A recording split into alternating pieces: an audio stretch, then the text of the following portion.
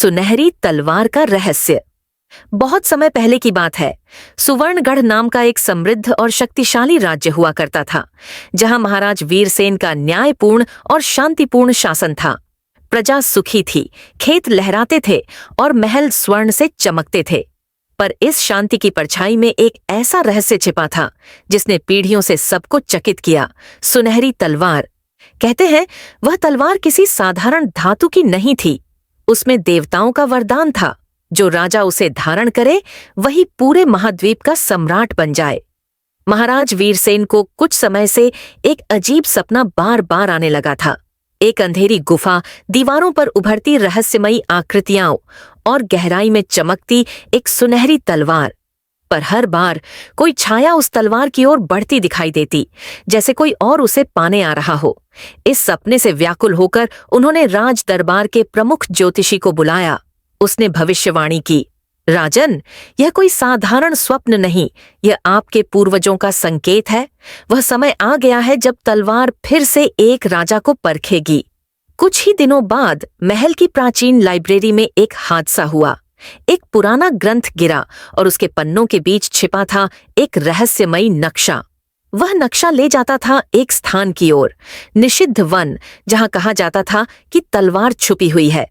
लेकिन उस वन को श्रापित माना जाता था। वहां गया कोई भी अब तक लौटा नहीं। महाराज ने निर्णय लिया, मैं स्वयं इस रहस्य को सुलझाऊंगा। उन्होंने एक गुप्त मिशन की योजना बनाई। चुनिंदा और निष्ठावान सैनिकों की एक टुकड़ी तैयार की गई।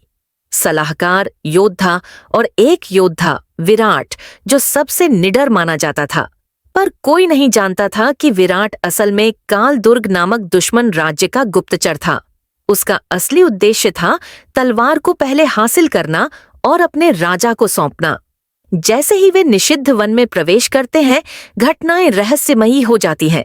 दिन में भी अंधेरा छाया रहता, पेड़ आपस में फुसफुसाते और हवा में कुछ अनकहा सा डर बहता।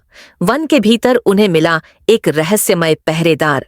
उसने कहा, तलवार केवल उसी को मिलेगी जो अपने डर को जीत ले और अपने लालच को त्याग दे, अन्यथा तलवार स्वयं उसे भस्म कर देगी।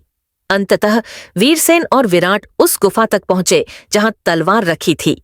वहां जैसे ही वीरसेन ने तलवार की ओर हाथ बढ़ाया, विराट ने अचानक उस पर वार कर दिया। राजा घायल होकर गिर पड़े। विराट ने मुस्कुराते हुए तलवार उठाई, लेकिन तभी तलवार अग्नि की तरह जल उठी।